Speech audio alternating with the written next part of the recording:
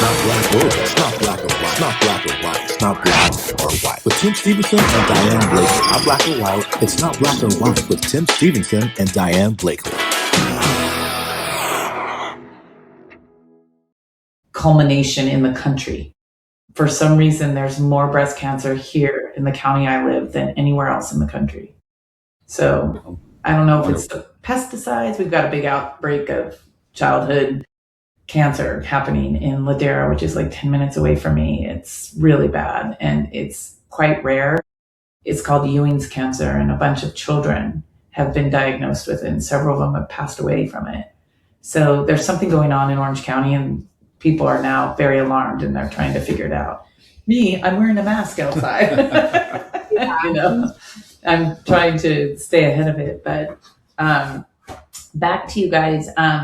When you decided to go to Germany, I mean, there were probably a lot of things involved in that. Like, can you talk a little bit about like how you prepared to do something like that? Because I imagine it was not quick. I mean, it wasn't like you flew there and flew back, right? How did that go? I can speak only because he doesn't remember. I'm sorry. So much.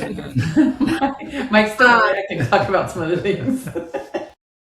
So basically, it kind of, again, I will go back to that, you know, I think that we are this terrible situation happens, but we actually are the luckiest people in the world because we're sitting here today talking to you, trying to, you know, do something that we are so passionate about.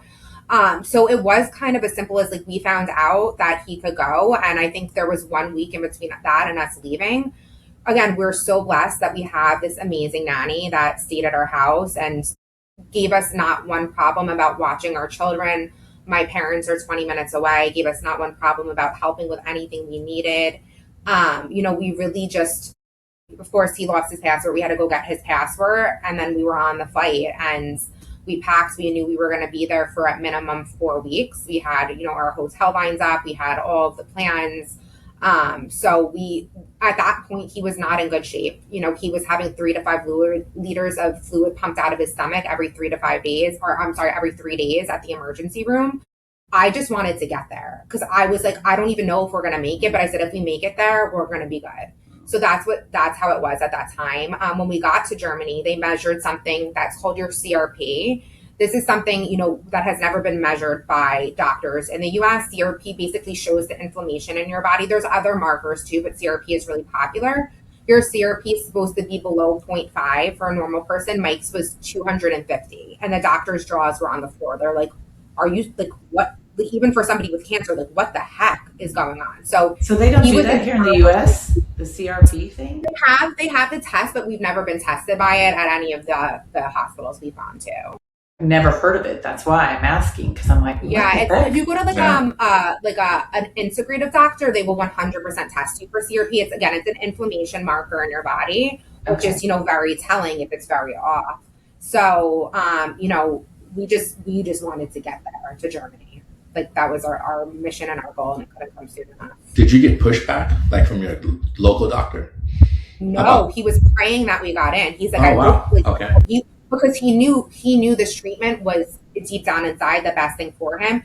The alternative at that time, since it was such a urgent situation, he would have to get chemo as a bridging treatment until the TIL therapy was ready. Chemo is not likely to work on melanoma, and the TIL therapy was unlikely to work based on our scientists' interpretation. So had we stayed here, it was not looking good. So did Mike do chemo? You did do it or no? No, the only time he did chemo was, you know, when we were in Germany, he had to deplete all of his T cells before getting the T cells re-injected. The only time he did chemo was to kind of deplete his T cells. And do you mind asking how many times he had to do that? How many times? I think it was 4 days straight you did it. 4. I have a friend who had a kidney transplant, and so to prevent rejection of the kidney, because she was starting to reject it, they did that. So I wonder if they did chemo because it stops your immune system from attacking your donor organ.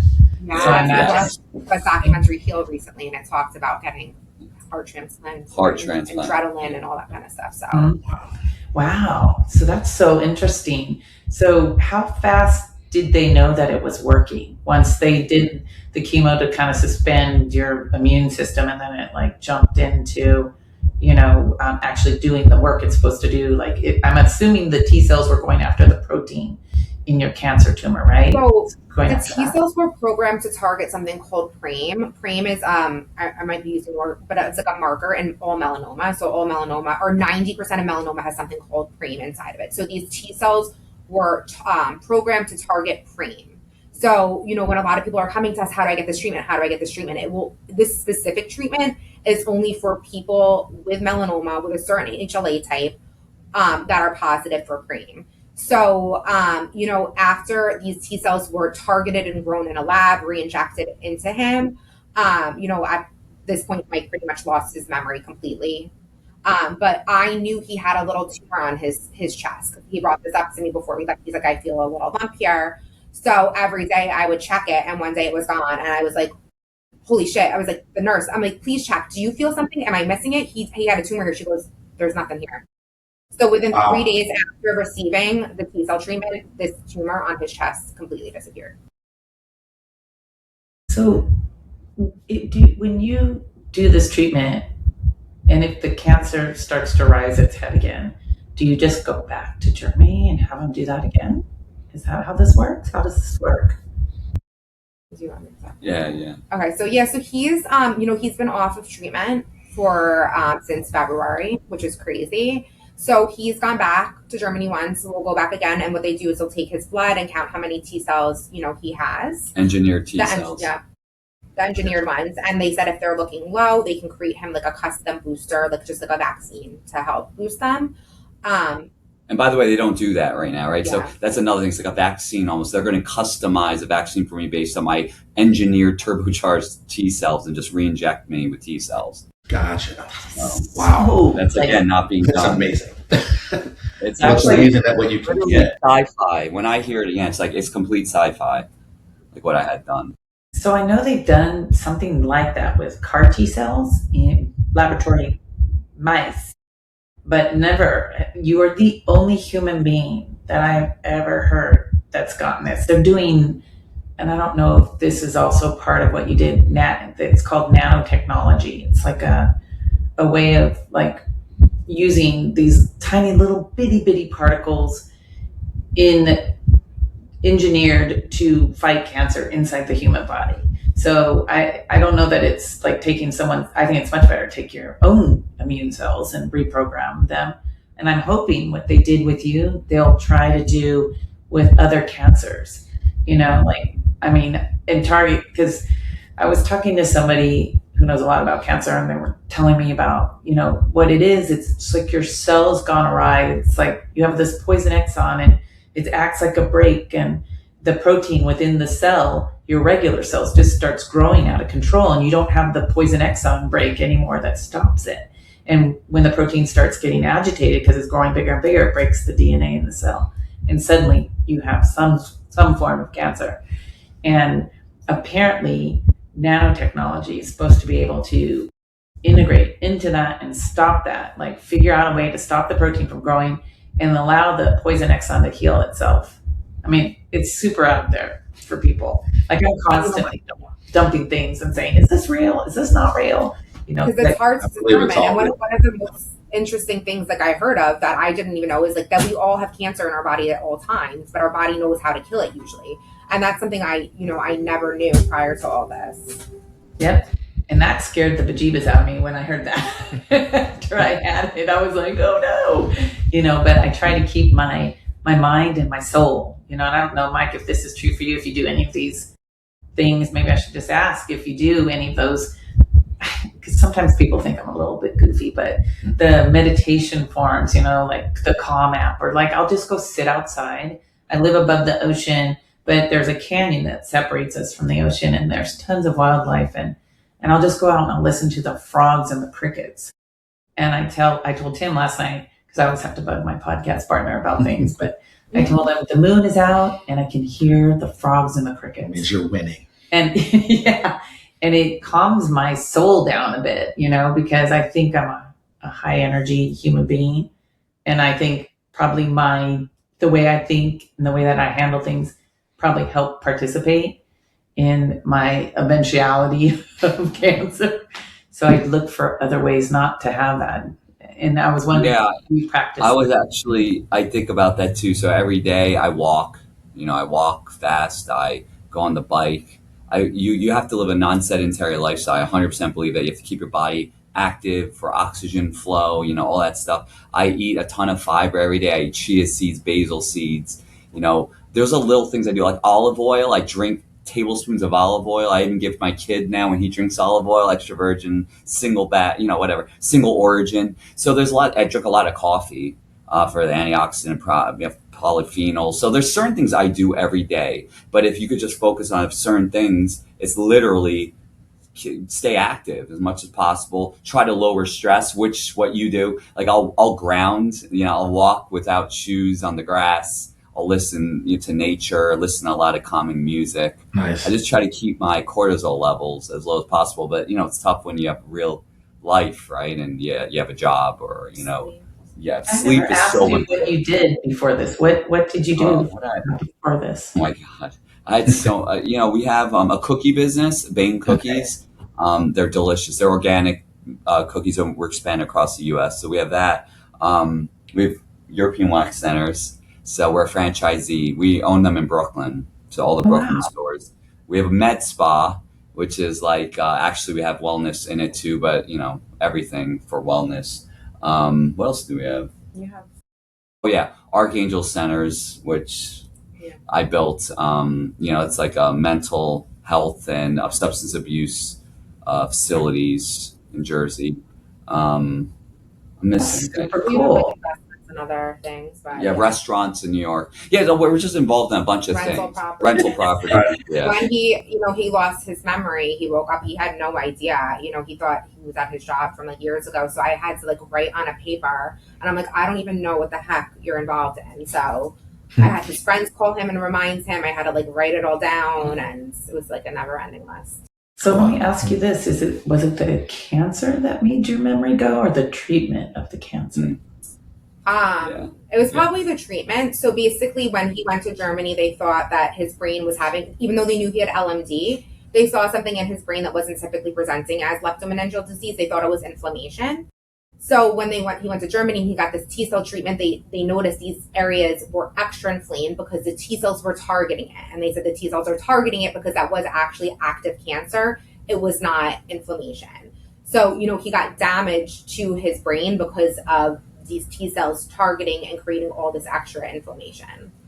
So is it a short-term memory or long-term memory, or both, that gets affected by this? Yeah. I mean, right now I think it's a little of both, because even memories for me it's kind of weird. It's almost like I see pictures and I remember the pictures of memories versus the actual memory. And then there's certain things that are scattered, we go out, I run into a lot of people. I don't recognize a lot of people. I might remember their face, but I don't know from where I knew the person. I'd say over the last year or two, I don't remember a lot of the memories. My mom passed in July of last year. I don't remember her passing, which is a good thing, I think. But I think that's my body's response to it too. I had a couple friends that passed. I don't remember, so there's a lot of things that happened and transpired in the past year. And I think it's God, or there's a higher power that literally, I think it's by design that I don't remember a lot of this, because I could heal. Because if I did remember all this, it stressed the heck out of me, right? During this whole time too, we turn to, with faith, we pray all the time. There's something looking over us, and we feel our greater mission in life is to help others and pay it forward now. I know that's why we're here right now. I truly believe that. I agree with that. So it's funny that you say that, because I've had 4 moments in my life where I know for sure a higher power was talking to me. And 4 days before I was supposed to do chemo, I was sitting on the couch and I told my husband, I'm like, I'm not supposed to do it. I'm not supposed to do it. I feel like God's telling me I'm not supposed to do it. It was so intense, and I didn't do it. And it was a good thing, because for me, it wouldn't have worked, and it would have, I would have maybe gotten a 5% benefit, if anything at all, because I was the gray area patient. But I told him, I've always thought there's a higher power, but I think when you get sick with something, it sort of peels it like an onion. it makes everything on the outside that doesn't really matter kind of fall away, and you become extremely in tune to things that I think people don't always see, feel, and touch, right? Mm-hmm. You know, like those feelings you get. Like I know Bethany talked earlier about, you know, like your gut feelings about things. And I really think that's like the higher power talking to you. I didn't want to say that outright, but that is 100% my belief. 100% your intuition is. Mm-hmm. I truly believe that. And I'm a person that's kind of had my ups and downs with my religious, you know, journey, you know, where I was less in tune and then more in tune. And, you know, and I think, you know, getting cancer like made it really profound for me, right? Like I had to like really sit in the pocket, so to speak, and like keep my ears and my being open to the idea that this was happening for maybe other reasons than, oh my God, I'm scared half to death, you know. But I do think that you get spoken to in a different way after you've gotten sick, or you're helping someone that you really love that's sick. It makes you aware of what's important and what's not. But, you know, you have two very young kids. So you're made aware every day what's most important, because kids don't ever let you forget. What kind of advice would you give somebody else? You know, like what kind of advice would you give anybody who's finding out that there's something wrong or something, you know, if they were sick? Like what would you tell somebody who says, I just got diagnosed, and what should I do? Because it changes. I mean, the first thing I would say is there are options out there, you know, and to, you know, turn every stone, turn every leaf, whatever that quote is. I mean, there are options out there. You just got to search for them. I mean, that's the one thing that I always believe, that if there's a will, there's a way to find something. And, you know, your whole life gets dedicated then to finding that way. So I do believe there's options for everything and every disease. But I mean, I'm sure you went through this more than. Yeah, I would also say, like, you know, before anything, like, find hope. So listen to stories of like these miracles, so you have hope that things are possible. Find other survivors, connect with them. That's what something Mike was really great at. He like hunted down the only survivor, and then they like became a team, and he's on our foundation as of today. So I think, you know, the first step is really finding hope, and that will give you that motivation to want to find these other options. Something I tell everybody I spoke to, just because this changed my life, was reading this book called Radical Remission. I'm not sure if you guys have ever heard of it. I have no affiliation with it at all. It changed me in the way that it gave me so much hope. It's about the book called Radical Remission. Radical Remission. You know, high level about all these cancer patients that just went into radical remission with no explanation. And there was a doctor that went out and interviewed all of them to be like, you didn't just go into radical remission, you must have done something. And she came up with all of these themes between these people, and she came up with 9 themes that were consistent across all the people she interviewed, and she wrote a book on it. That book had like literally, I read it in March, so like 2 months after he was diagnosed, and like I would like, you know, screen record and send him like little bits of it that were really moving.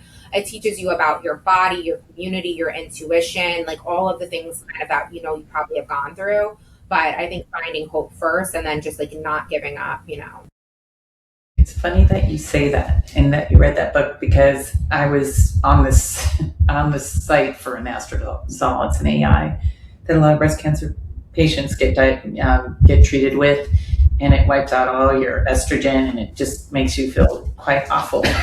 And I said, some woman was saying, I read everything and all the awful things that happen to you when you take this drug. I'm just trying to decide whether I won't even bother with it, or I want to live my life. I don't have cancer now in my body that they can see. I have no evidence of it, and I want to just live my life. And I said, the number one thing that I would tell somebody is find positivity, and find, you know, this, like you did, the stories about people who survived, right? I'm like, doctors, the number one thing I think an oncologist should talk to a patient about is, how are you going to live? Yeah. And you would not believe how many people responded. There's thousands of people on this site, and like every day somebody's like saying something to me, because I said that one thing oncologists should tell their patients: how are you going to live? Because so many of them, I think, are just faced with this panic to try to save their patient, that they're not thinking that what you tell your patient sits in their brain. And the brain is very powerful. The brain can tell a person whether they're going to survive or not. The brain has a mechanism in it. And if you tell somebody this is bleak, it's not going to work, unless they're like you and Mike, they may be less likely to survive because they're not like go-getters that are going to go out. 90% of the people I met in oncology were just doing whatever they were told. They were hysterical. A lot of them would point out my hair. That would usually freak me out. They'd be like, she still has their hair. And because of that, to this day, I've never ever Googled the prognosis for his cancer. Never Oh, really? I listened to my doctor then. That was the one time I listened to him, or to his doctor. I feel like I'm the honorary patient. Well,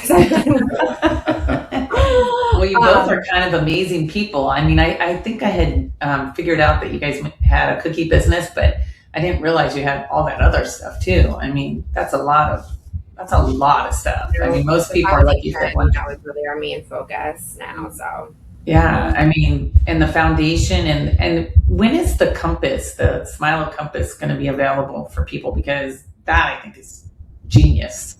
I'm so excited. So, we're working with, again, we have a really strong team on our board of people that have launched healthcare devices, AI experts, all these different really smart people on our board that are helping us. So we're working with a developer right now.